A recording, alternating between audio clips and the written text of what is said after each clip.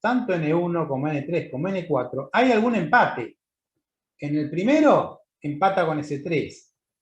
En el estado N3 estaría empatando con S1. Y en el que nosotros no hicimos nunca la comparación entre S4 y S1. Y en el estado N4 estaría empatando con la S3. De todas maneras, los resultados de la S4 son o empates con los mejores resultados de las otras, o, en un caso, ganadora frente a los resultados de las otras, depende del estado. Entonces, en esta comparación confirmamos que la alternativa S4 es dominante de todas las otras. No hay ninguna que tenga un cuadradito verde que me esté diciendo esta otra alternativa puede ser preferida a la S4. Porque si esto sucede así, no habría la dominancia total y solamente tendríamos que ir a elegir entre las dos alternativas que no se encuentran dominadas, y en ese caso deberíamos ir a aplicar los criterios de decisión, una manera de tratar de elegir la mejor alternativa. Veamos un caso. En este caso, cambié algunos resultados. Cuando comparamos todos, vemos que la S4 resulta ganadora frente a dos estados, empata en otros dos estados, pero hay en un estado, recuerdo que acá cambié los resultados, por eso le pongo otro caso, resulta que la S2 en un caso le gana a la S4, frente a un estado le gana a la S4. Entonces, si hay una alternativa que gana en un caso y otra alternativa que gana en los otros casos, aunque después empaten, la alternativa que no está dominada, y la S2 no está dominada, y la S4 no están dominadas, son las dos que sobreviven. Y estas dos se van a tener que definir cuál de las dos resulta mejor de acuerdo a los criterios de decisión, que es el próximo tema que vamos a tratar. Vamos a un caso extremo, ¿no? Vamos a borrarlo para que quede bien. Un caso extremo. Acá también volví a cambiar los resultados para poner un caso distinto al primero que tratamos detalladamente, al segundo que denominamos otro caso, y este es un tercer caso. Le pongo extremo. Le pongo que es un caso extremo porque dio la casualidad que entre S3 y S4 los resultados son los mismos frente a cada uno de los estados. Es decir, empatan frente a todos los estados posibles. Esto no significa que debemos tachar ninguna de ellas. Acá no hay dominancia. No hay dominancia. Estas alternativas resultan indiferentes. ¿Qué significa que sean indiferentes? Que me da lo mismo elegir tanto la S3 como la S4.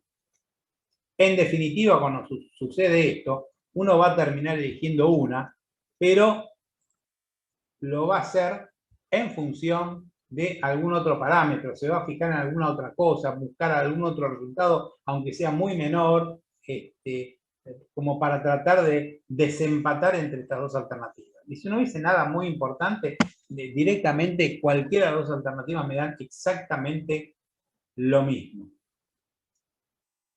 Bueno, había alguien que quería hacer una pregunta. Patricio, creo. Es como leyenda que hay, que había un burro. ¿Puedes subir un poquito el micrófono que se te escucha muy bajo? Sí, ahí se escucha. Sí.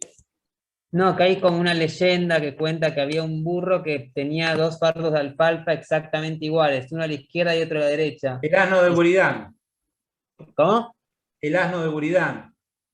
Ah, no sabía. Que se muere de hambre porque... El filósofo,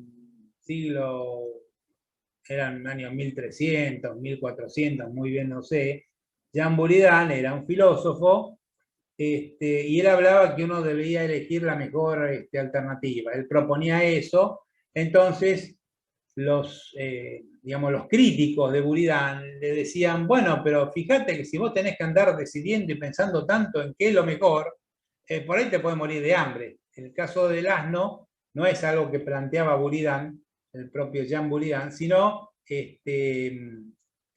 digamos, los que lo estaban criticando a Buridan, porque él decía que había que uno pensar y reflexionar sobre cuál debía ser la mejor tarea o la mejor acción que había que completar.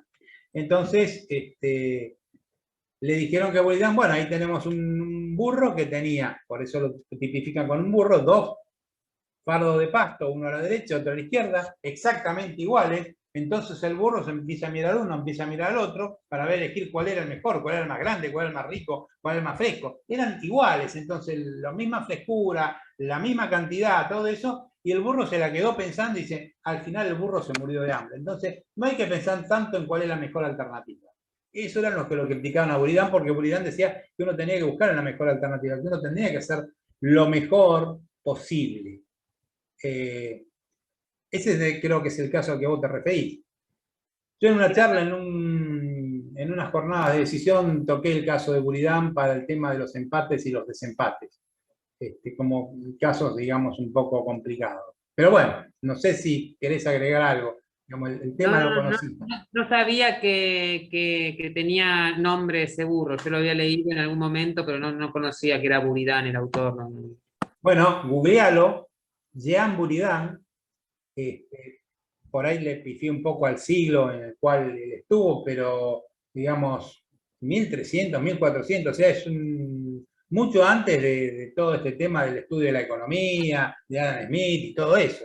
Buridan es un filósofo anterior y podríamos decir que es uno de los primeros que se preocupa del tema de decisión, aunque no lo tenemos como uno de los antecedentes de la decisión, pero bueno, el caso se toca mucho en temas de filosofía. Y a nosotros nos hace interesante. A mí me dio para una charla que di en un tema de los sistemas de empate y cómo solucionar estos temas de indecisión, que le llamaba yo. Y dice, bueno, cuando vos tenés estos empates, ¿qué haces? ¿Cómo decidís? El caso extremo que le estoy poniendo acá es un caso de empate, donde tenés una indiferencia, me da lo mismo una que otra. Bueno, pero ¿cómo hago? Y bueno, elijo ese 3 o elijo ese 4, me da lo mismo. Y en general, en algunos casos, hay casos de empate que son embromados, como por ejemplo en las elecciones. Imagínate que dos candidatos sacan la misma exacta cantidad de votos. ¿A quién elegís como titular del Ejecutivo, por ejemplo? Acá en Argentina eso sucedió, yo lo estudié, cuando fue la charla esa, yo lo estudié en un caso de elecciones en Argentina, en una intendencia de Córdoba, un pueblito de Córdoba, eran pocos habitantes, pero justo dio el empate, y en otro pueblito de Entre Ríos, donde también elegían a una autoridad de un consejo escolar o algo así, que era un único, y también había sido un empate. El tema era el siguiente, el de Entre Ríos no tenían previsto ningún mecanismo para cuando se diesen esos casos de empate. O sea, nadie que tenía un doble voto, ni alguien que dejaba. Entonces, en el caso de Entre Ríos empezaron a discutir. El tipo que ya estaba, que se planteaba una reelección y había sacado la misma cantidad de votos que el otro que se presentaba nuevo, y decía, pero como yo vengo estando, déjenme a mí, porque si el otro no me sacó más votos, no me puede bancar, me quiero quedar yo. Y el otro decía, no, pero cambiemos, porque si sacamos la misma cantidad de votos, quiere decir que el tipo no está tan bueno, entonces cambiemos. Estuvieron discutiendo como un año para solucionar el tema. Si quieren, después les paso el comentario de este caso del pueblito de Entre Ríos. En cambio, en Córdoba, creo que la ley electoral tiene previsto que para los casos de empate se vuelve a votar entre los dos primeros, como si fuera un balotaje. Estos eran candidatos a intendente, con lo cual había un montón de gente que no había votado ni a uno ni a otro, los que habían empatado, y bueno, denle la oportunidad a este resto para elegir entre estos dos que empataban. Por supuesto, ahí se solucionó en un mes, como en un balotaje, se solucionó el tema y ya tenían claramente dicho. El de Entre Ríos estuvo dando vuelta como un año. Entraron a la justicia, pusieron a otro, hicieron unas volteretas distintas, terribles. Pero bueno, lo que yo proponía en este caso es el tema de que muchas veces los empates llegan a procesos de indecisión si no hay un mecanismo que permita contemplar las situaciones de desempate. Pero bueno, digamos, como en este caso ese 3 y ese 4, yo no tengo acá un criterio para decirle, miren, prefiero ese 3, prefiero ese 4, yo digo, son indiferentes, me da lo mismo elegir ese 3 que ese 4, pero cuando voy después a la realidad seguramente voy a elegir una de las dos. O tiraré la moneda, o me fijaré en algún otro aspecto, aunque sea, una está más cerca que la otra, una me es más fácil de implementar que la otra, buscaré algún otro objetivo donde se saque una pequeña ventaja para desempatar. En general uno hace eso. Incluso en las decisiones grupales está previsto el caso de desempate como que era un balotaje. Y hay otros mecanismos de decisión grupales donde a veces se empantanan en empates. Pero bueno, eso es otro tema. Ya me excedí demasiado con este tema, pero como lo había tratado en su momento, si quieren búsquenlo a Buridan, googleenlo y ahí van a tener un poco la historia, y el asno de Buridán es la anécdota esta del burro con los 2 fardos de pasto. ¿Alguna pregunta más? Quedó claro el tema de dominancia, ¿no?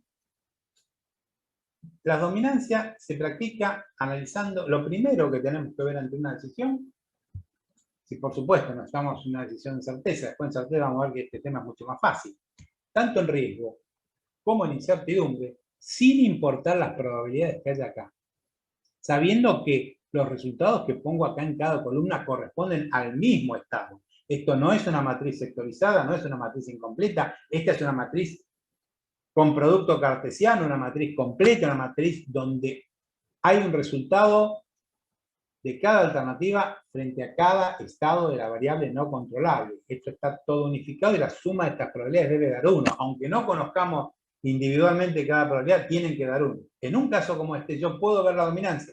Esta es la ventaja de las matrices y de la matriz cartesiana sobre la matriz sectorizada, que hablamos la otra vez. Uno puede analizar es hacer este análisis de dominancia. El análisis de dominancia sería el primer análisis que uno tiene que hacer y empieza a descartar las alternativas dominadas, lo cual a uno le permite eliminar del análisis montones de alternativas que de pronto no van a ser elegidas nunca. Y es un análisis relativamente fácil o sencillo de hacer, independientemente, le digo, de las probabilidades. Una vez bien esquematizado esto, uno puede obviar las probabilidades y hacer el análisis de dominancia. El análisis de dominancia siempre se hace de a pares, de a 2 alternativas. Comparamos una contra otra. Y pueden suceder 3 cosas. Que una alternativa sea dominante y domine a la otra, porque hay una alternativa entre las dos, hay una que está dominada, la dominada se descarta. La dominada puede ser absolutamente dominada o relativamente dominada, no importa. La dominada, absoluta o relativamente, se descarta y queda sobreviviendo la alternativa dominante. Y sigo la comparación con otro par y después con otro par y así hasta que no haya ninguna alternativa dominada. Entonces, en un caso puede ser que haya una alternativa dominante, una alternativa dominada, o el caso, como le digo acá, justo un caso de empate como este, donde se da la indiferencia entre 2 alternativas. Y cuando hay 2 alternativas en indiferencia, no debemos eliminar una de las 2 porque sí. Ni es lo mismo, ni la S3 es igual que la S4. Son 2 alternativas diferentes, pero a mí me resultan indiferentes. Me da lo mismo elegir una u otra, dado estos resultados que tenemos. Así que bueno, el primer análisis es de dominancia. Si no tenemos si no eliminamos todas las alternativas por dominancia, como los había pasado en el caso primero que les puse, que fue un caso también muy extremo, que queda una sola alternativa sobreviviendo, con el resto de las alternativas sobrevivientes, vamos a aplicar algún criterio para dilucidar cuál es la mejor. Y eso va a ser tema de nuestra próxima charla. Creo que ahora en unos minutos se nos corta. Yo les diría, cortemos acá, salgamos y volvamos a entrar a la misma aula y ya voy a hablar directamente con los criterios de decisión, que era el tema que aparecía en esta semana. ¿Alguna pregunta? ¿No? No, por ahora. Bueno. No. Acabo de compartir. Yo sí, profe, pero A ver, no tiene sí. que ver específicamente con este tema, sino con el tema de las clases grabadas, porque yo tuve un problema en la clase anterior y no pude asistir y estoy como un poco perdida. ¿Hay alguna posibilidad de que nosotros veamos esas clases? Mirá, yo tuve un problema con la computadora. Las grabaciones que tuve de la clase anterior del miércoles pasado, las perdí. No tuve oportunidad de subirlas. Las había bajado, las tenía para manipular y poder colgarlas, y las perdí. Yo les mandé 2 archivos que tenían que ver con lo que se había tratado. No sé si los llegaste a ver. Yo creo Sí. que les mandé 2 archivos, digamos, sobre todo lo que tratamos. No sé si Los ustedes bajé. pueden grabar estas clases, si ustedes tienen algún programita como para grabarlas. Yo ahora la he estado grabando. Voy a tratar de no perderlas, manipularlas lo suficiente como para poder después colgarlas en algún lado. pero si alguno lo quiere grabar, no hay ningún problema que la graben. Y después vemos Ok. cómo compartirlas. Pero ya te digo, la de la semana pasada tuve que limpiar, barrer toda la computadora, perdí varios archivos, entre ellos de estas clases grabadas de Zoom. Así que no puedo. Lo único que te podría decir, mirá, fíjate los archivos que se trataron, si querés preguntarle a alguno de los otros chicos que estuvo presente, y fíjate algunos de los videos que yo tengo colgados que tienen que ver con las primeras clases, el tema de cómo son las matrices y todo eso. Y más o menos tratar de seguir el esquema que yo les había puesto, que sobre ese tema es con el que hemos venido trabajando, de cómo era la decisión, era una especie de resumen de las filminas de la decisión, bastante resumido rápidamente, y después andábamos el tema de matrices y árboles. Por supuesto, todo esto hay que verlo. Ah, otra cosa, antes que se corte, quería comentarles. Ustedes en general van a ver en los módulos que yo al final le pongo un caso paso a paso. Porque alguna vez alguien me preguntó sobre el caso del escritor, alguna pregunta, no sé si estará alguno de ustedes, pero bueno, vale el tema, que en el caso paso a paso, por ejemplo, yo desarrollo el caso del escritor con una primera hipótesis, una segunda hipótesis con un enunciado un poco modificado y una tercera hipótesis con el enunciado modificado. Y ahí, paso a paso, cómo se estaría armando un caso para cómo construir la matriz de decisión. El caso del escritor es un caso de matriz de decisión y ahí juego con la matriz original, la alternativa riesgosa frente a alternativa cierta, después el formato de dos alternativas riesgosas con variables no controladas que afectan a distintas alternativas en forma independiente, con lo cual puedo hacer una matriz sectorizada de una matriz cartesiana, cómo las dos van a dar lo mismo, que la cartesiana o la sectorizada en ese caso es nada más una cuestión de exposición, y después el caso donde sí es necesario tener, había una alternativa que está afectada por las dos variables, y cuando hay una alternativa que está afectada por las dos variables, yo tengo que necesariamente hacer el producto cartesiano y enfrentar el conjunto de los comportamientos de las alternativas. El caso del escritor número 3 explica este caso, y ahí vemos cómo se elige. Está hecho paso a paso, si tienen alguna duda me preguntan, pero digamos, es un buen elemento como para arrimarse a cómo se hace una matriz de decisión. Para el tema del árbol está el caso de la filmina, con el desarrollo, ustedes van leyendo la filmina, con el desarrollo del árbol de decisión, el caso de la empresa química de la planta grande o la planta pequeña. Bueno, voy desarrollando el árbol y después vemos cómo se ponen los resultados finales y volvemos de atrás hacia adelante para ver cuál es la alternativa que se elige en principio. Y para eso sirve el árbol. Con dos decisiones en momentos distintos. Ese es un poco el esquema interesante o lo relativo, digamos, o lo llamativo del árbol de decisión. Permite tratar situaciones con más de un momento de decisión que de alguna manera afectan unas a otras. Cuando hay un solo momento de decisión se puede hacer un árbol o se puede hacer una matriz. Y para eso está el apunte que les colgué, donde decía los distintos tipos de matrices, el árbol respectivo, para que ustedes vayan comparando cómo quedaría la misma situación vista con un árbol o con un árbol, con un solo momento de decisión, o una matriz que sí se representa un solo momento de decisión. Cuando hay más de un momento de decisión, la matriz no va. Ahí tenemos que usar el árbol. Así que estas dos herramientas hay que manejar. Les comentaba este tema porque en los otros casos, cuando hablamos el tema de costos o en este mismo de criterios, hay algunas filminas con criterios aplicados en matrices y criterios aplicados en árboles para que ustedes puedan jugar con este tema y entender si tienen alguna duda de cómo se llegó a esos lados. Ahora vamos a ver un ejemplo. Después eso supongo que no deberían tener problemas, pero bueno, igual les voy a colgar esto mismo que estamos haciendo. No sé, ya te digo, lo de ayer lo perdí. Lo de ayer, el miércoles pasado lo perdí.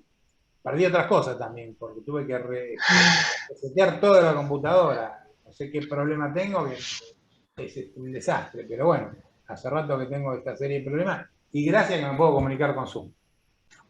Cortamos ahora y nos volvemos a conectar y otra media